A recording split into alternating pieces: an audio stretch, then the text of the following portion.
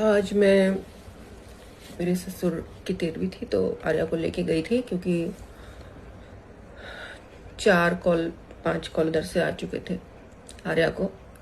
फिर कहने के लिए ये हो जाता कि मेरे बेटे को नहीं आने दिया। मुझे मालूम भी पड़ा उनके वकील से कि ऐसा बोल रहे हैं कि फ्यूनरल में नहीं आने दिया।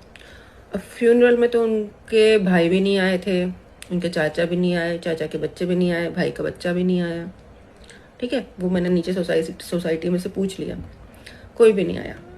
अब ये जो मेरे को मारपीट कर रहे थे इतने साल से, और ये इतने साल बाद मैं फेस के साथ में रील बना रही हूँ। जब से मेरा पेज है तब से मैं सिर्फ अपनी वॉइस रिकॉर्ड करती थी, और वो जनरल सब औरतें जो डोमेस्टिक अब्यूज़ के लिए हैं उनकी वॉइस बन के मैं बोलती थी। और मेरे भी थोड़े से डर था कि मैं फेस के साथ नहीं आना चाह रही थी। लेकिन मेरे ससुर 22 तारीख को मर गए। मेरी जिठानी ने कभी सेवा नहीं करी। इन्होंने रखेल रखी है, दूसरी जगह रखी है, मैं जाके देख के आई, आज वहाँ नहीं थी कोई लेडी। ठीक है, उसने सेवा नहीं करी। आप बताओ, मैं 15 साल क्यों मार खाती रही इस आदमी के संग रह के कि तू मेरे माँ बाप की सेवा नहीं कर रही है। इसने डिवोर्स केस में भी रीज़न ये दिया है कि मैं माँ बाप की सेवा नहीं कर रही हूँ। किस औरत ने माँ बाप की सेवा करी है? वो आई एक दिन रह के, परसों आर्या को कॉल आया था उसकी बड़ी मम्मी का कि दादाजी की 13वीं है, आ जाना। आज हम गए, वो लोग घर पे नहीं थे, जा चुके थे। 2 दिन आए। 2002 से 2026 हो गया, मेरी जिठानी ने कोई सेवा नहीं करी है। मेरे पास चाचा जी का स्क्रीनशॉट है, चाचा जी के से बात हुआ है। मेरी सास ने दादी सास की कोई सेवा नहीं करी है, फिर भी शादी चली उनकी, अभी तक चली, इस साल तक। अभी ससुर मरे। रखेल रख रहा है जो वहां पे 13वीं के फंक्शन में नहीं थी, और उस दिन फ्यूनरल वाले दिन भी नहीं थी। मैंने नीचे सबसे पूछ लिया। ठीक है, आप बताओ मैं क्यों डिवोर्स दूं? मैं क्यों मार खाऊं कि माँ बाप की सेवा नहीं हो रही? मैंने 15 साल क्यों मार खाई? इस बात को टारगेट बना के इसने मेरे माँ बाप को भी डिस्गाइज किया है, पूरी दुनिया को डिस्गाइज कर रहा है। अब उसका वो डिस्गाइज नहीं चल रहा है तो अब बोल रहा है कि आज भी बोला आर्या को, मेरे पास रिकॉर्डिंग मैंने यूट्यूब पे डालूंगी, कि चाकू उठा लिया था। कोई चाकू वाली कोई बात नहीं हुई है, कभी मैंने चाकू नहीं उठाया जिस दिन ये घर छोड़ के गया। इससे ये नहीं हो रहा था, मैंने साथ में रहते हुए डोमेस्टिक वायलेंस फाइल किया है। 3 महीने ये मुझे टॉर्चर करते रहे। मैं भी डिवोर्स फाइल कर दूंगा, मैं भी तेरे अगेंस्ट 4 केस फाइल कर दूंगा। मैंने कहा कर दो, तुम हाथ नहीं रोक रहे थे इसलिए मैंने केस फाइल किया, और साथ में रहते हुए किया। मैं मायके भाग के नहीं गई। ठीक है, मैं मायके भाग के नहीं गई, मैं यहीं रह के कर रही हूँ जो भी कर रही हूँ। मैं कभी मायके नहीं भागी। वो अपने शब्द आर्या के मुंह में डालता है, मेरे मुंह में डालता है कि ये तो भाग गई थी, ये तो भाग गई थी। कहीं नहीं भागी मैं। 2015 में मैं शादी में गई थी, 1 महीने मजे से अपने मायके रुकी थी, और रुक सकती थी। मेरे पास राइट है मेरे मायके जाने का।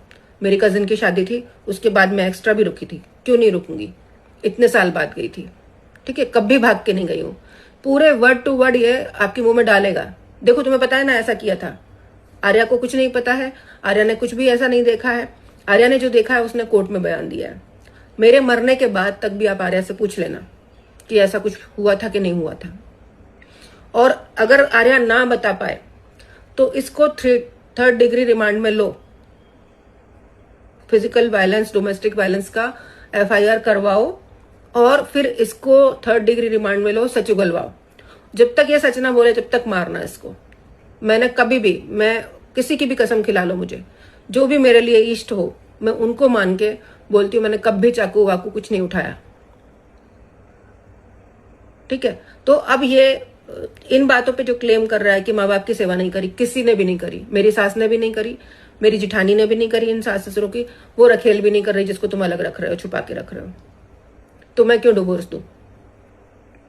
ना मैंने मारा, ना मैंने, मेरा राइट बनता है कि मैं अपने आप को बचाऊं, फिजिकली बचाऊं, वर्बली बचाऊं, पेरेंट्स की हेल्प लेके बचाऊं, अनिल की हेल्प लेके बचाऊं, लेकिन खुद को बचाऊं। जब ये सारी चीजें फेल हो गई तो मैंने कोर्ट का, पुलिस स्टेशन का सहारा, कोर्ट का पहले सहारा लिया, सिविल केस फाइल किया, FIR के लिए भी एप्लीकेशन दी। वो भी मेरा राइट बनता है। मेरा राइट बनता है कि मैं शादी ना तोड़ूं। औरतों का फर्ज होता है शादी चलाने का।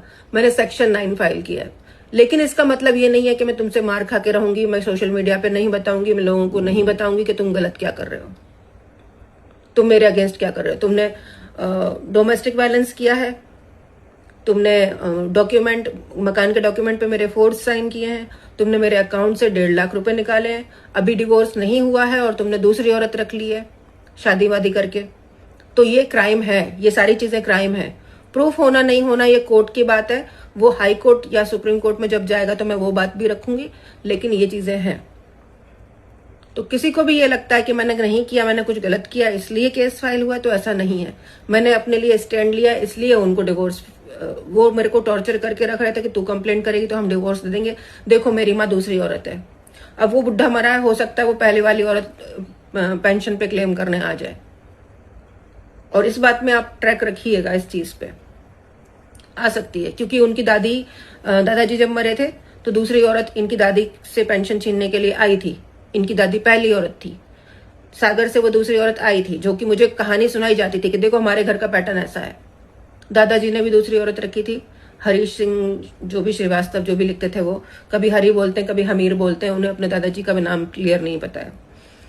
फिर ये धर्मवीर ने करी दूसरी शादी, बुआ जी की भी 2 मैरिज हुई थी और दोनों बार उनका डिवोर्स हुआ डोमेस्टिक वायलेंस के उसमें। तो ये खानदानी परंपरा को निभाने के लिए कि तुम या तो मार खा के रहो, क्योंकि मेरी माँ भी रह रही है, और ये बेटे को भी कहा कि मेरी माँ मार खा रही है, मेरी भाभी मार खा रही है, तो ये क्यों नहीं रहेगी। इसलिए बेटे ने बयान दिया। मल्टीपल टाइम मैंने बच्चे के सामने इनको बोला कि बेटा बोलो पापा को कि मारना बंद करें, हम अभी लेके आते हैं गोदरेज गार्डन सिटी। आज भी मैं गई, 10 मिनट का रास्ता है, ताकि ये मुझे बुरा ना मना पाए कि तू लेके नहीं आई, तूने मना कर दिया मेरे बेटे को। इनके वकील से मैंने सुना, तो मैं लेके गई उसको। और मुझे वहां पे बोलता है कि तुमने राइट खो दिया। मैंने राइट नहीं खोया है, मैंने हक से जीने का राइट मांगा है डोमेस्टिक वायलेंस फाइल करके। तुझे पहले मैंने चांस दिया था कि तू अगर परेशान है तो डोमेस्टिक वायलेंस में, म्यूचुअल डिवोर्स में तू डिवोर्स दे। इसने पैर पकड़ के मुझसे माफी मांगी है। उसके बाद मैंने म्यूचुअल डिवोर्स वापस लेने में सहमति दिखाई है, इसने पहले कंसेंट वापस लिया था, ठीक है। उसके बाद मैंने सेम डे, जिस दिन म्यूचुअल डिवोर्स वापस लिया उस दिन सेम डे मैंने इसको बोला है कि तुम मैट्रिमोनियल से प्रोफाइल हटाओ, तो मुझे गाली देके बोलता नहीं हटाऊंगा, तू क्या कर लेगी। और फिर वही टॉर्चर, बच्चे को मैनिपुलेट करना। बच्चे का एग्जाम था नेक्स्ट ही संडे 28 जुलाई 2016, नेक्स्ट संडे जो भी डेट आता है आप कैलेंडर उठा के देख लेना, 2016 का बच्चे का एग्जाम था। सेम डे ये लड़ने के लिए मेरे से बैठा था। मुझे लगा कि ये फाइट करेगा क्योंकि मैट्रिमोनियल से प्रोफाइल नहीं हटा रहा है, बात भी नहीं ढंग से कर रहा है, तो मैंने बोला चलो शॉपिंग करके आते हैं ताकि थोड़ा मूड क्लियर हो। ये अड़के बैठा था, मतलब धरना दे के बैठा था कि मैं तो आज फाइट निकालूंगा किसी तरीके से। तो मैं अकेली मार्केट चली गई वो कॉन्फ्लिक्ट को स्किप करने के लिए। ये बैठा बेटे के संग कुछ ना कुछ बात कर रहा था, क्या पता नहीं मुझे क्या कर रहा था। मैं शॉपिंग करके आई तो इसने मुझे तानेबाजी करी, तुमने पैसे खर्च कर दिए, तुमने कितने पैसे खर्च कर दिए इस महीने, ये वो, मेरे माँ बाप की सेवा नहीं कर रही हो। जबकि इसने खुद गोदरेज गार्डन सिटी में अलग से रखा था। और बेटे से 1 तारीख को हमारी बात हुई थी, जब इसने साफ मना कर दिया था, 2017 की ये बात है कि मुझे पेरेंट्स को साथ में नहीं रखना है।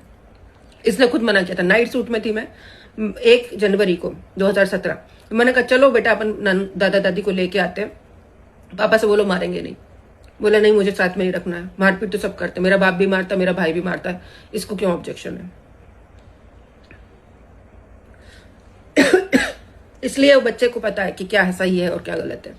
मैंने कुछ भी उससे नहीं छुपाया, आज भी कुछ नहीं छुपाया था। क्लियरली उसको बता के लेके गई थी बेटा ये सिचुएशन बन सकती है, लेकिन जाना जरूरी है क्योंकि कोर्ट में गलत बताएंगे।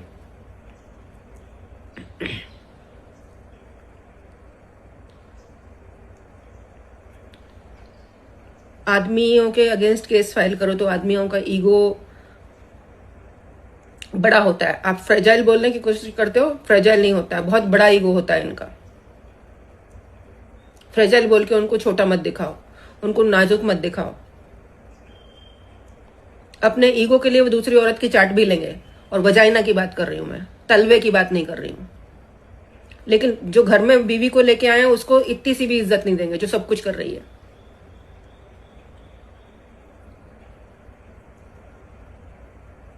इस बात को समझना जरूरी है लोगों को।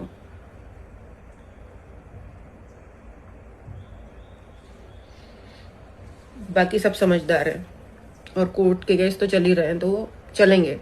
मैनिपुलेशन वहां पे भी होता है, पैसे वहां पे भी खाए जाते हैं, तो जो होगा वो आगे देखेंगे।